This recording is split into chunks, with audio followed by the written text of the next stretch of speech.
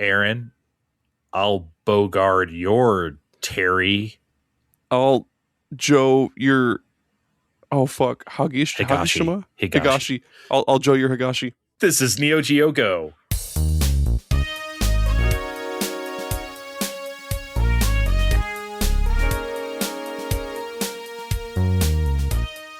Aaron, we've arrived finally at Fatal Fury. Took long enough, huh? Released on November 25th, 1991, developed and published by SNK. We're here, baby! Not only is it our first fighting game on a system known for its fighting games, obviously, it has to be the first Stone Cold classic, right? Stone Cold Neo Geo classic that we're covering, huh? Oh yeah, this is their fucking flagship series. I feel like that or King of Fighters. I guess King of Fighters is a spin-off or continuation of Fatal Fury. I don't know. I'm confused. It's a best of game from characters from other series. Yeah.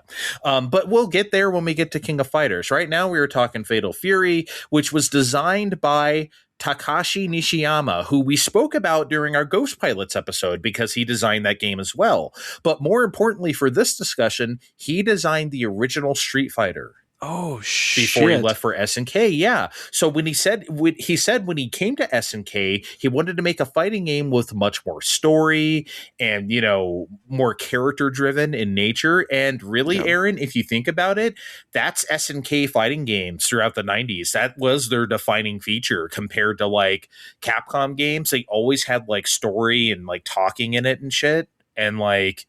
That sort of ethos carried through the rest of the 90s, I think. Hell yeah. Even up to like whenever Garou came out, or Garou, I don't know how you're supposed to say it, but even like up to then. I just say Mark of the Wolves, so. Okay, Mark of the Wolves, yeah. It went on even to then, like almost up to the Dreamcast era, man. Mm-hmm, yeah, that was 1999, so yeah. So the full name of this game is actually Fatal Fury King of Fighters. Okay, but in order not to confuse everyone with the series to come later known as King of Fighters, we're just going to refer to this game as Fatal Fury because, quite frankly, Aaron, growing up, nobody called this game Fatal Fury King of Fighters. We all called it Fatal Fury. So, like, nobody used that subtitle. So, yeah, we're just going to call it Fatal Fury here. So, yeah, let me set the time period for everybody. Okay, so obviously, like I just said, this game came out in November 91. Street Fighter 2 came out in March or February 91, definitely like early 91. So we had been playing that shit all year, right? And obviously Street Fighter 2 was like this huge phenomenon over the spring and the summer and everything. But Fatal Fury was like the first game to come out to like challenge that. To be like, oh shit, I guess other companies can do this thing too. Right. So like not that Fatal Fury was in any danger of overtaking Street Fighter 2 because that shit was still hot in these streets. Right. But Fatal Fury proved that like you can have interesting alternatives. You can do other things with fighting games. Right. So it's like, this is going to be, it was like the first time this was really going to be like a genre, and like Street Fighter 2 wasn't just a flash in the pan. This was going to be like a thing we would do going forward. Yeah, man. And I like it. I love it so much. I even before we started doing this show, I played the Arcade Archives version for I want to say I put about like maybe 5 hours into it, because like even as old as it is, and like with much better I guess iterations later on in the series, or much better installments in the series, like this one still really, really, really holds up. Like probably a lot better than a lot of other fighting games, not from this era, like 91, but from like fighting games before it. Yeah, holds for up sure. So well. Absolutely. I agree. It's still very visually appealing. I think that's what struck me when I went back to this. It still looks incredible. It's a great looking game. Sound, beach, still rules. Oh my god, dude. Still the best stage in the game. I love it. Oh, dude, Duck King. Dude, the Duck King stage where he's like fucking too. Oh my god. Duck King with the fucking is like train in the background and shit. Oh my god. He is like the ultimate personification of the early 90s. He is 1991 personified. Especially that mohawk, that New Jack Swing theme song he has. Yep. It's perfect, dude. Like, oh my god, I love Raiden too. I thought that was so cool. It's like because like usually up to this point, wrestlers in like games, it would just be Hulk Hogan, right? Like Yeah. that's all. That's like the only thing. Raiden looked like a fucking almost a sumo wrestler, but he's like wearing like wrestler spandex. Like it's so like it was such an out there character design, and to have such a sprite that big, like Zangief was big. He wasn't as big as Raiden. You Yeah. know, like it was a huge sprite. It was like cool to see something like that. And I also really like how they didn't try to copy any of the characters from Street Fighter 2, because I mean those characters on their own are pretty fucking iconic, like Ryu, Blanca, fucking um oh my gosh, what's the sumo guy's name again? E E Honda. Honda.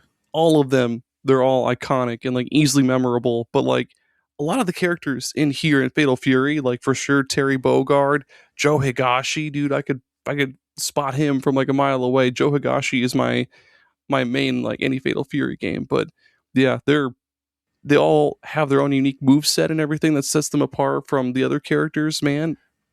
It's Yeah, dude. awesome. Yeah, the three. Well, that's the thing that really sets it apart from Street Fighter, right? Because you can pick the three characters: Yeah, Terry Bogard, Andy Bogard, and Joe Higashi. I'm an Andy guy. I've always liked Andy the most. yeah. And but the computer characters are totally different. Those aren't characters you can pick.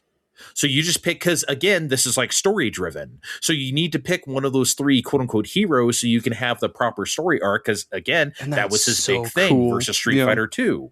You know, and like, yeah, it seems a little limiting, but honestly, to go that hard on it, to like be that diligent, be like, no, you have to pick one of these characters because it makes story sense. No other fighting game was doing shit like that.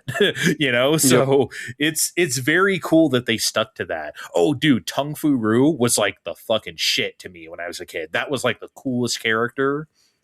Do you remember Tung Fu Ru? So he's like a small I don't. Chinese man, and he turns into a hulking like beast. He like beefs the fuck up. Oh, yeah, yeah, yeah. Yeah. Remember that Yeah, now? it's so cool. I thought that was like the coolest shit. And he starts doing that crazy spin move to you with the fists. It's just, oh my god, dude, it was fun. Dude, it's like you said, the sound effects, all the character voice lines. Oh, dude, I even when I was a kid, you know what really impressed me? The cheering after the round, the Yep. whistling, and oh yeah, like it sounded like real people practically. Like, god damn, that was so cool compared to like Street Fighter 2. Dude, that and it's cool how like basically each round takes place in a different time of day. So like the first round, broad daylight. Second round, it's like what, dawn, or yeah, it's like dawn. And then Sunset, probably, yeah. yeah, sunset. There we go. And then third round, nighttime. It's It's so, so dude, that cool. was so fucking rad. Yep. It's still cool today. It's like you said at the beach, like that beach level really shows it off the best too. Like, Yeah, it or does. the right in the truck stage, right? Like the just fucking. I know I feel like I'm all over the place right now, and I It's am because okay. it's like this game is so fucking cool. But like the music is absolutely Mhm. iconic. I legitimately think it's as iconic as Street Fighter 2. The songs in this game are crazy good. Every single one of them. Oh man. Also, fucking a lot of these fights against some of these enemies feel like legitimate boss battles. Well, I mean, I Yeah. guess because like so Richard Myers or whatever his name is, for instance, like his stage, he can jump up on, and like grab onto these like railings on the ceiling, and he can do these fucking wacky like spin kicks and just juggle you over and over and over, and that shit's nuts. And then fucking Michael Max, he rocked my shit like 9 credits worth of my shit. And it's awesome trying to figure out what is it? It's awesome trying to figure out like their patterns and try to figure out like when you should attack and when you should block, or like in Michael Max's fucking like in his instance, you don't block, you just jump over his fucking tornadoes and kick him in the head. Dude, I can't believe, dude, he's so fucking hard. The computer does not fuck around with you in this game. No. They do not give a fuck about you. It is so tough. But that was the fun part, right? And I like that what you said about the kickboxer guy. with the hanging on the railings, doing the Yeah. kicks to you, because that's another reason why those are only computer opponents, because you would have a stage advantage, right? You could only fight those characters on that stage so they can do that move. Otherwise, they wouldn't be able to do it. It's like the Vega thing when he became like a character you could pick, because remember before he would like climb on the fucking fence or whatever and do the swan dive at you in Street Fighter Oh 2. yeah. But Yeah. then when he became a selectable character, that had to go away because you couldn't, you have to be able to do something like that on every stage.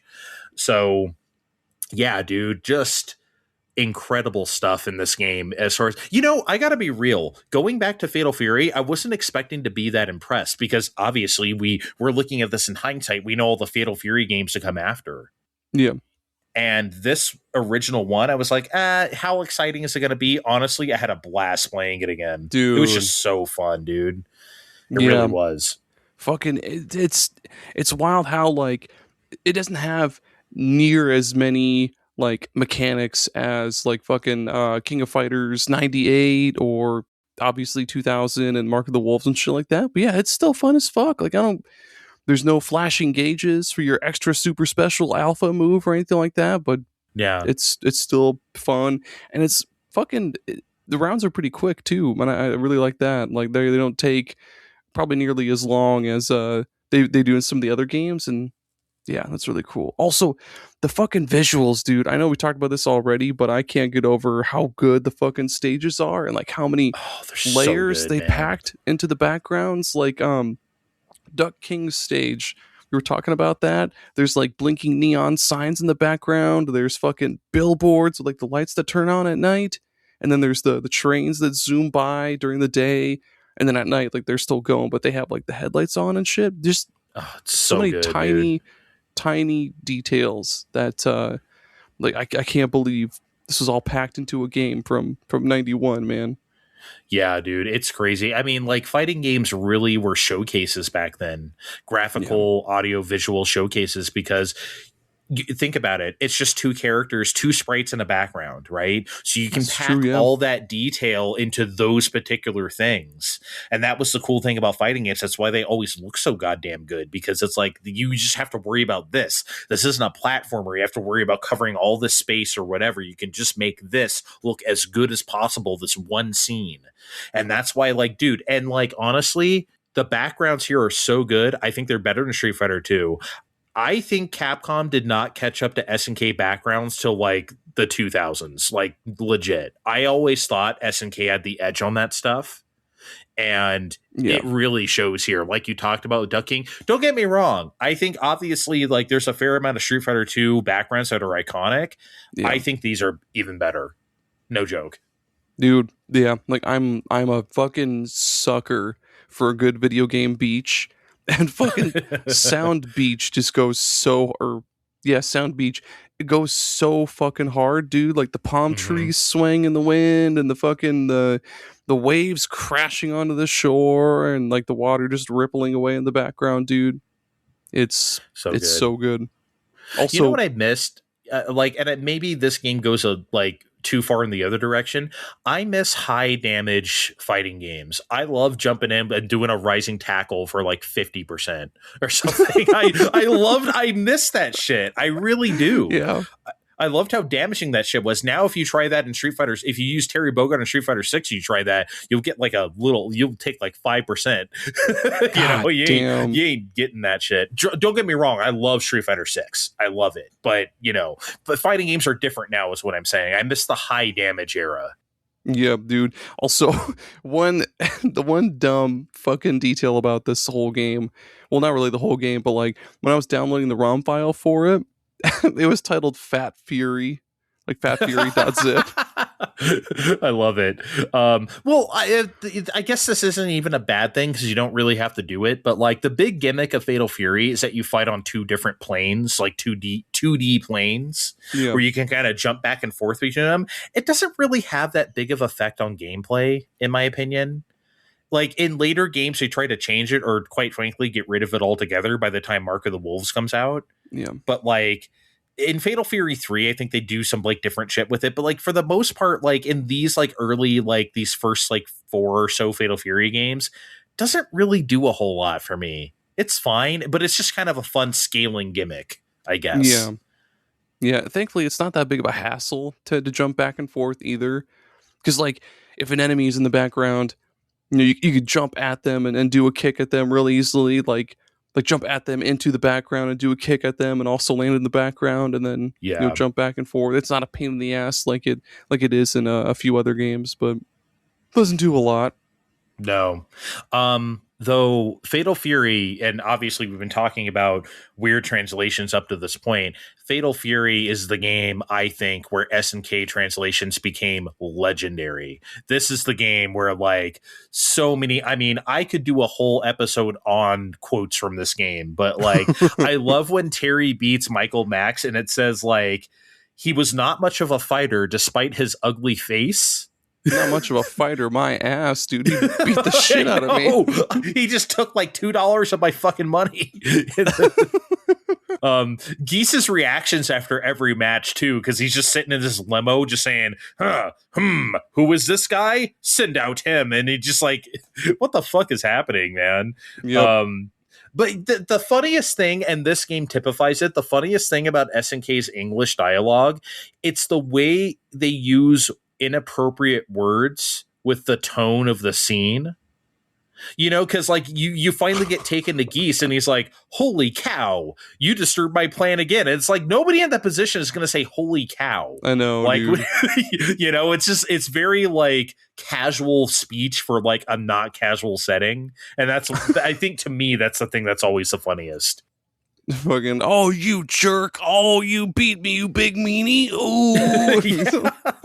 It's like, okay, are we on the playground or is this like cold businessman about to kill me with an ice pick? Like, I don't know which one. We're bumping up against time here. If you got anything else to say, go for it. But That's it. Fat Fury, baby. Fat Fury. I love it. Yeah, I'm trying to think if I have any. Oh, I love the intro of Terry standing over the cliff and then like Fatal Fury, like the word scroll by. That's iconic as hell, dude. Yep. That's so cool. Also Southtown, like the city itself as a character. This is probably something I want to talk about more when we get to Art of Fighting, but I love Southtown as like a city. And on like all the locations around or whatever, like I love because Fatal Fury and Art of Fighting are like the same universe. Like Fatal Fury is like the 90s, and then Art of Fighting is like the late 70s, so they take place in like different time periods. But yeah, so I love the city as a character itself. Again, I'll talk about that probably. That is really fucking cool.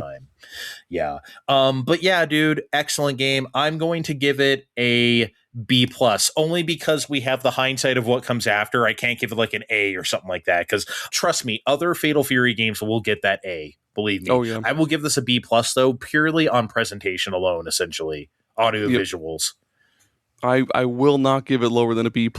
Like, it almost gets an A-, but I mean, yeah, just like you said, there's going to be way wackier Fatal Fury games, and yeah, B+ feels right. Yeah, that's what I'll give it for this. Okay, Aaron, what are we playing next time on Neo Geo Go? Next time, Football Frenzy. Football Frenzy. See you then. Yeah, I'm gonna Neo Geo Go stick a fork in a toaster.